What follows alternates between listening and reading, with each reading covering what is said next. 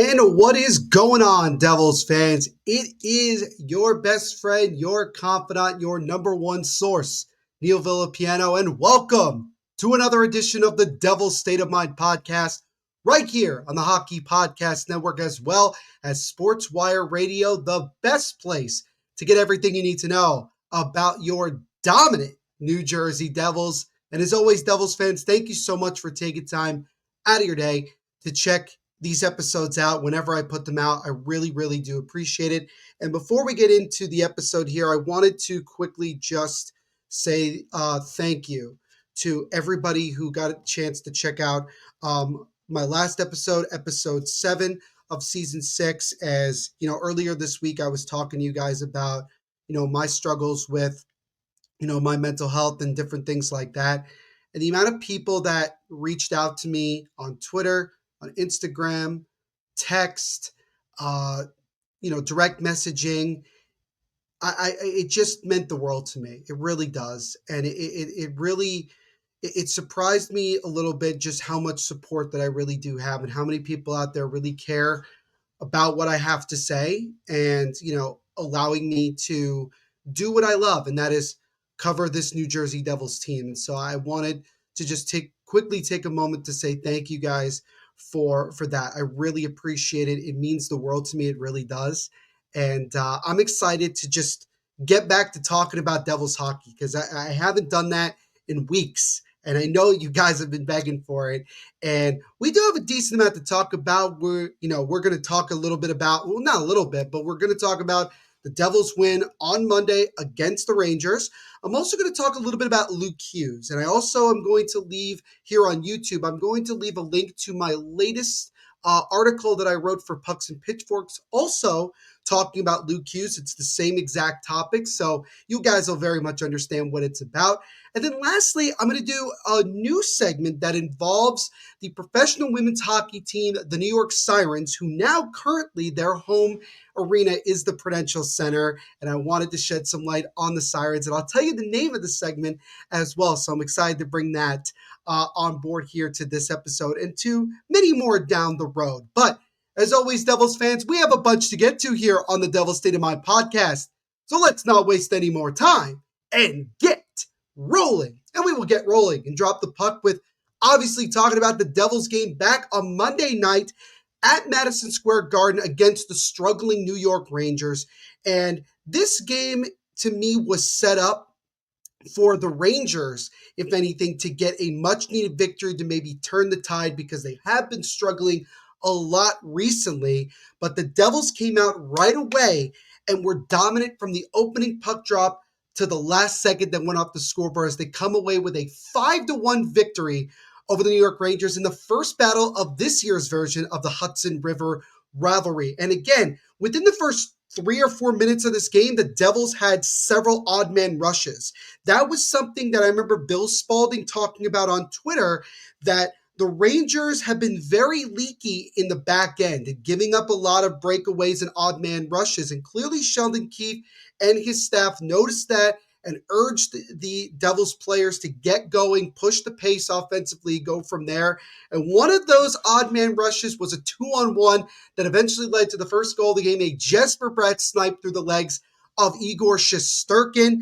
Dawson Mercer would get one a little bit later, which made it 2-0, and that's where things stood there. The Devils would then just pile it on in the second period as Dougie Hamilton would score a beautiful goal on the power play. And then Jack Hughes added himself 2 goals to now have the most goals by a player against Igor Shesterkin since Shesterkin has played in the NHL, which is now 9 goals. So he has scored more goals against Igor Shesterkin than any other player in the National Hockey League, which is honestly very, very cool overall. And again, the penalty kill once again was tremendous. That first penalty kill where Brett Pesce was blocking shot after shot after shot was tremendous. And yes, I know the Devils gave up a power play goal to Chris Kreider, which, by the way, it seems like Chris Kreider only scores power play goals and nothing else. But the Devils' penalty kill, other than that, was flawless. Power play was very, very strong. They were able to score on it a couple of times. And yeah, you really can't complain about this win. This was a dominant victory by the Devils. It was a statement victory as it keeps them towards the top of the Metropolitan Division and gets them a much needed win in the first game against the Rangers this year. The Devils and Rangers will face off again later on this month. The next game will be at the Prudential Center for that one. And the last thing I'll leave you with from this game, you know I have to talk about it. Steve Valiquette, who is a former New York Rangers goaltender and current analyst on MSG Networks for the New York Rangers, made a comment after the during the first intermission about a certain play that Jack Hughes had. When the Devils were already up 2-0, Jack Hughes had a breakaway and was looking to make it 3-0. And he ended up pulling what is called the Peter Forsberg move, which he basically stretched out with one arm and tried to basically get the puck low pad side past Shesterkin. Shesterkin was able to make the save. It was still 2-0. Valiquette had a major issue with it because he believed that Jack Hughes was, quote unquote, trying to embarrass Igor Shesterkin and that's, quote, Instagram hockey. What? I've never heard an analyst use that type of wording and have that type of feeling. I get it. He works for the Rangers. He's going to be a Ranger representative. He's not going to be happy that they're down 2-0 and Jack Hughes is trying to score there. But for Valiquette to criticize Jack Hughes for trying to score, and mind you, it's not that easy to score against Igor Shesterkin. You have to find different and sometimes, as Jack Hughes put it, creative ways to score. Yes, Jack Hughes scored 2 goals anyway from shots that were not as creative as the shot that he put on in the first period. But at the same time, it's a breakaway. He's trying to score on him. He's not trying to embarrass him. It was 2-0 in the first period. The game was still not even close to being out of hand at that point. It might have gotten out of hand if Jack Hughes had scored that goal and it's 3-0 6-7 minutes into the game. But even then, there's still so much hockey left to play. And it was insane that Steve Valiquette on camera said that with everybody watching. Stunning to me. To me, an ultimate clown move. I don't think there's any question about it. And Devils fans know very well who Steve Valiquette is because Valiquette has had a history of making comments, not only knocking the Devils, but specifically knocking Jack Hughes. Valiquette said he likes Kaapo Kakko more than Jack Hughes. He thinks that Kaapo Kakko's career was going to go a lot longer than Jack Hughes's. He felt that the Rangers made the better move. He has constantly criticized Jack Hughes, and all Jack Hughes has done is just constantly shut him up and made big-time plays. And this is not about crapping on Kaapo Kakko. I'm not going to sit here and do that, okay? I'm not going to go here and do that. I'm going to crap on Steve Valiquette because it's very obvious that it's all him just being incredibly biased, being very jealous, and having nothing really of value to say in that moment. So for him to say it was Instagram hockey, what does that even mean? And it's funny that I say that because when one of the reporters asked Jack Hughes after the game about his thoughts about what Steve Valiquette said, Jack Hughes said, and I quote, "I don't know what that means." Like, what does that mean? Because Jack Hughes also understands, as well as we all do, that that was a completely idiotic thing to say. Because it makes no sense to anything. There was no value to it whatsoever. And so Jack Hughes, obviously without knowing until after the game, shut up Valiquette again by adding 2 goals in the second period and helping the Devils get a dominant win over the Rangers. And so, we'll see when both of these teams meet up later this month. We'll see what Valiquette has to say after that. But if I'm MSG Networks, I'd take a long, good look at Steve Valiquette and wonder to yourself if you think he's still worthy of being on TV after making quotes like that. I'm just saying.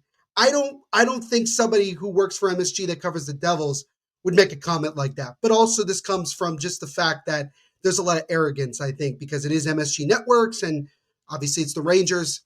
I get it. But even there were Ranger fans that were saying that was an idiotic comment. Not a single person is defending Steve Valiquette today. I can promise you that. So I just wanted to say my feelings towards the whole thing, very, very very strange without question. So wanted to just share that really quickly. But again, a 5-1 win for the Devils, and now they get ready for tomorrow night's game at home, the first of a 5-game homestand when they take on the Seattle Kraken. So Devils will be home for a while, and this is a good opportunity to get that home record up where it needs to be and start generating more wins at home. Because obviously they can do this damage on the road. You want to start seeing them do this type of damage when they play in front of the home fans. So it'll start tomorrow night against the Seattle Kraken, and hopefully they can come out and win and get off on a good start on this homestand. Now, I want to talk a little bit about Luke Hughes. And obviously there were a lot of critics for Luke Hughes, including myself to an extent, during the offseason because he had an up and down rookie year. He had some good moments, but he also made a lot of mistakes. A lot of turning over the puck in his own zone, being way, way too aggressive and leaving his defensive partner behind. And he obviously missed, the first almost month of the season with that shoulder injury. So there really was a question as to, how was he going to do in year two? And he did get off to a little bit of a slow start. And even then people were wondering to themselves, does Luke Hughes need to go down to Utica? And I've said this before, whether people want to agree with it or not, if Luke Hughes wasn't a Hughes brother, I think he would have been down in Utica at some point during his time so far in professional hockey. Not trying to criticize the kid. I'm just being very honest and saying that what I think. Luke Hughes, over the last, almost 2 weeks now, has played about as good of hockey as any defenseman you'll see out there. And it's not because he's putting up points, although he certainly has.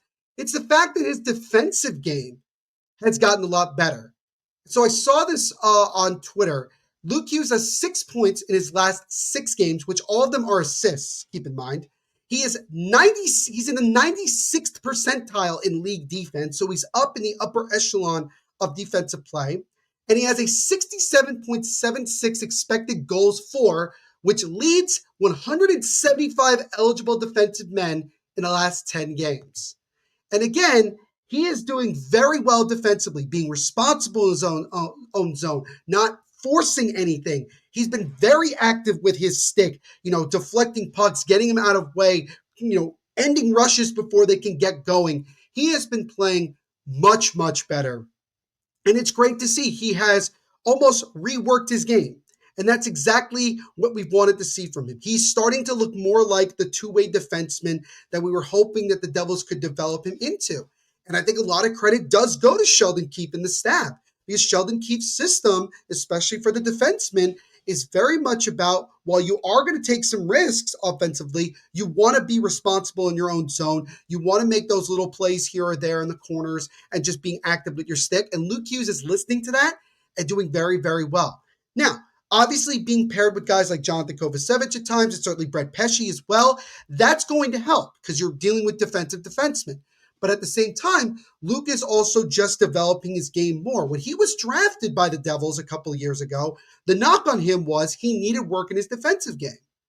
And yeah, the first year or so in the league, that was still a knock on him.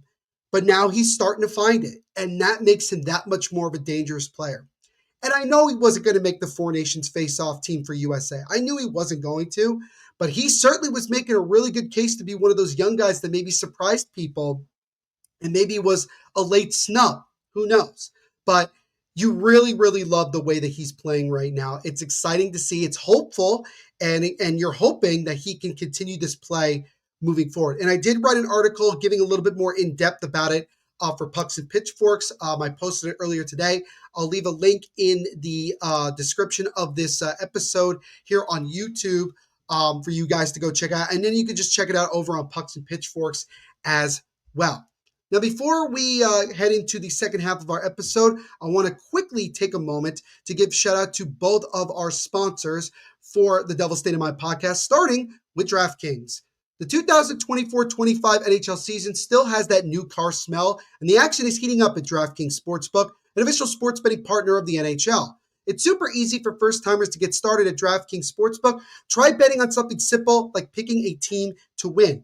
And if you're new to DraftKings, listen up. Because new customers who bet $5 get $150 in bonus bets if your bet wins. All you have to do is download the DraftKings Sportsbook app right now and use our promo code THPN. Again, that is code THPN for new customers to get $150 in bonus bets if your bet wins when you bet just $5. Only at DraftKings Sportsbook. The crown is yours. Gambling problem? Call 1-800-GAMBLER. In New York, call 877-8-HOPE-NY or text HOPE-NY to 467-369. In Connecticut, help is available for problem gambling. Call 888-788-9777 or visit ccpg.org. Please play responsibly. On behalf of Boot Hill Casino and Resort in Kansas, 21 plus age and eligibility varies by jurisdiction. Void in Ontario. Your bet must win to receive reward. Bonus bets expire 168 hours after issuance. And for additional terms and responsible gambling resources, see DraftKings.com/ice. Copyright NHL 2024. All rights reserved. And also shout out to our sponsors over at Game Time. And you guys know I've been to a boatload of games already this year. I go to a lot of Devils games throughout the season. And I love using Game Time for those last minute tickets to get the best bang for your buck, when you're looking for some really, really good tickets. It's honestly great. And, again, there's nothing like being in a hockey game. There really, really isn't anything that is more exciting than that. And one of the features that I really love the most about Game Time is that they give you a really clear view of your seat, and they also have those quick last second swipe, I guess you would call like bonus seats, where like basically, when you open up the app and you go to whatever game or concert you want to attend, there's like this deal that lasts only like maybe 10 minutes, where if you swipe to it, you could be the first one to get, and you could get, a really, really good seat for the price that wasn't originally going to be up there. But Game Time gives you a really, really good offer, which I honestly love. So Game Time to me does a really, really great job. Lowest price is guaranteed, and they also have event cancellation protection and job loss protection, etc. They have the super deal, which is exactly what I was talking about. And there's also things like Game Time Picks, which curation makes it easier to save more on sports, concerts, comedy, theater, and so much more. All in pricing. Toggling this feature shows the total upfront with no surprise fees at checkouts. And again, lowest price guaranteed. And all you have to do to take the guesswork out of buying tickets by using Game Time Picks is download the Game Time app, create an account, and use code THPN for $20 off your first purchase. Terms apply. Again, create an account and redeem the code THPN for $20 off. Download Game Time today. What time is it? It's game time. So now let's go to the last thing I want to talk about with the Devils here, and that is the rosters for the Four Nations Face-Off came out yesterday afternoon and evening. There really were no major surprises, but I will say this. I think that Dougie Hamilton ended up getting snubbed. I think that he earned himself with the way he's playing. I think he earned himself the opportunity to represent Team Canada for one of the defensemen.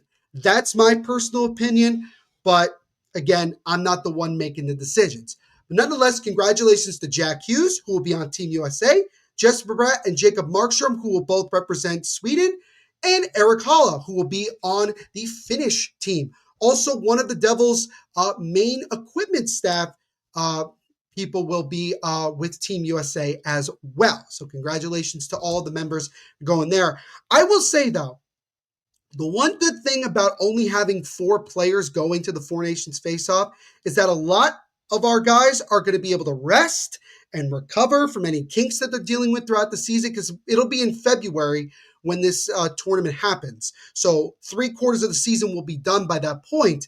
So there will certainly be things to, rest up and get ready for the playoff stretch and obviously getting into the playoffs. But it'll still be exciting nonetheless to see some Devils players representing their countries. I just hope that in the near future, if this tournament's going to be a consistent thing, that you start getting other countries involved, because they keep talking about, this is the best on best tournament. Well, not really, because you're only using 4 countries. You're not including Russia. You're not including Slovakia. You're not including Switzerland. You're not including Germany. You're not including a lot of these different countries that I didn't mention. And that's what makes things like the IIHF World Juniors or World Championships exciting, is because all those countries at one point or another will get some of their best players to play, and you get to see them play on an international stage. And that's what makes the Olympics so big, especially when NHL players play in it. So the bottom line for me is this. If you're going to make this a consistent thing, you have to increase the teams moving forward. Because if you want to create the quote unquote best on best international tournament and you have full control over it, you have to get all of the best players involved, not just from a certain amount of countries, all of them. You need to do this World Cup of Hockey type thing like you were doing. You got to do it like that because then you'll get even more people to watch these games. There will still be a lot, do not get me wrong. But a lot of people from the countries that are not involved want to see their favorite players from those countries playing. So I really hope that Gary Bettman, and I don't always have a lot of faith, as a matter of fact, I never have really a lot of faith in Gary Bettman, but I hope that him, Bill Daly, and all of them involved find a way to add more teams next year, whenever they do this again, and make this truly the best on best tournament. Because there's so many players that are not playing that are going to be sitting there waiting around until the season keeps going again. And that's unfortunate because there's a lot of guys out there that we're not seeing playing, even from the Devils' perspective, right? You know, no Nico Hischier, no Timo Meier. Obviously, Luke Hughes isn't playing, but that's only because he didn't make the Team USA roster. No Dougie Hamilton, again, because of Team Canada. But other teams, Tomáš Tatar's not playing because Slovakia is not in it. I mean, there's so many different, and I'm not just talking about the Devils. I'm talking about players throughout the league, right? There's players throughout the league, like, Leon Draisaitl, he's going to be sitting at home. He's not playing, right?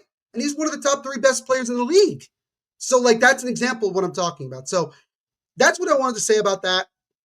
But still, really exciting to see a couple of Devils being involved in that.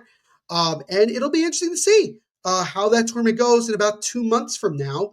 I also saw via Daniel Amoya on Twitter that gear or apparel, for this tournament will not be available till after Christmas, which I think is a wasted opportunity to get a lot of money in right before the holidays.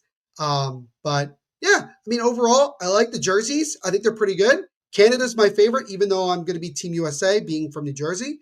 But yeah, just another international tournament that I'm going to be looking forward to watching when it gets underway. But again, this needs to grow.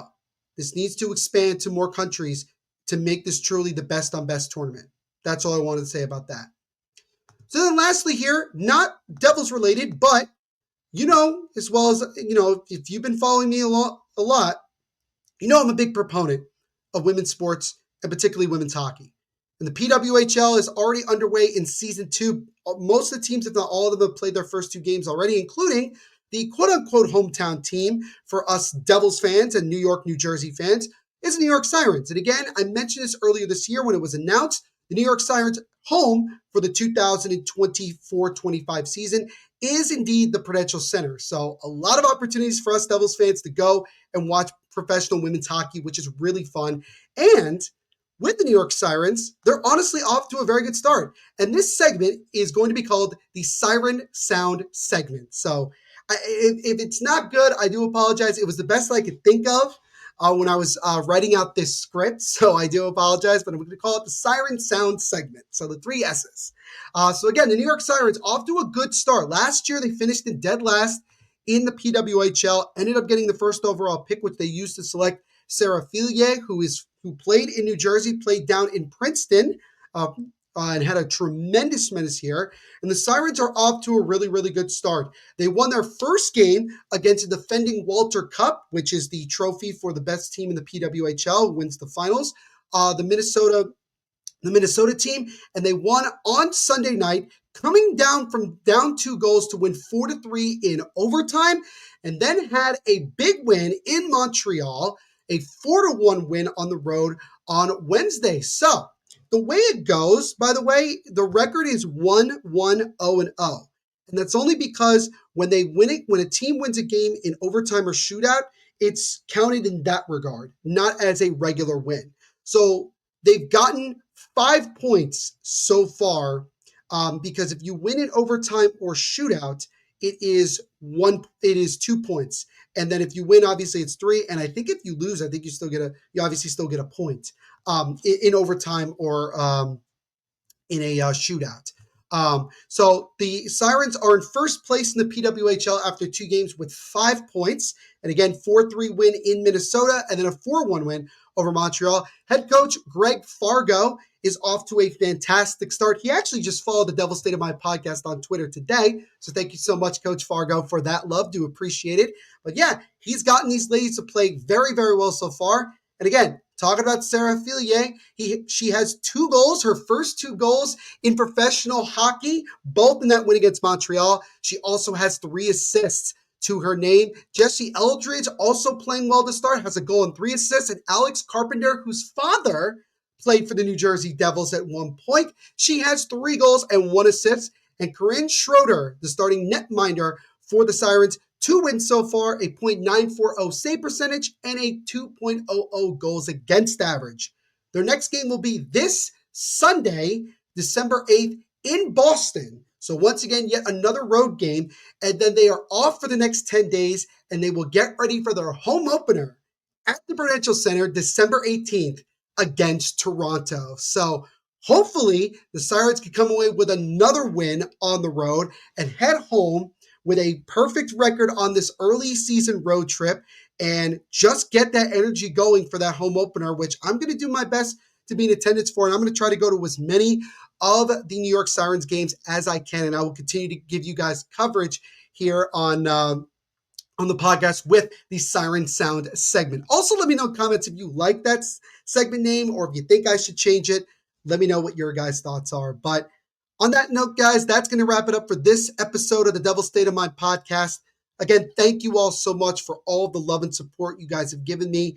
I'm going to try to do episodes like this more. And what I mean by that is, here on YouTube, you're not going to see a lot of graphics. You'll see just mainly me. I want to get back to what I was, when I was originally doing this podcast and just giving you guys this information and just making it really simple because I know how much you guys enjoy the way that I do things. So I just appreciate your guys' patience and understanding. I promise you that more episodes are going to come at a more consistent rate. I know that things have been very slow this year. This is only episode 8 and we're into December, but I promise you things will get going a lot more. So continue to support the podcast. Follow us on Facebook at Devil State of Mind, Instagram at Devil State of Mind, and also over on Twitter at Devil State as well. And check out the podcast wherever you listen to them, whether it's Spotify, Apple, and wherever the case may be. And if you're new to the podcast, do me a favor, give me a like and subscribe here on YouTube, but also give me a 5-star rating on Apple or Spotify.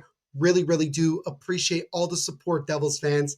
And I'm excited to get going a lot more here on the podcast and bring you guys some awesome New Jersey Devils content and also some PWHL Sirens content as well. But thank you all so much. And as I always say at the end of every episode, let's go Devils.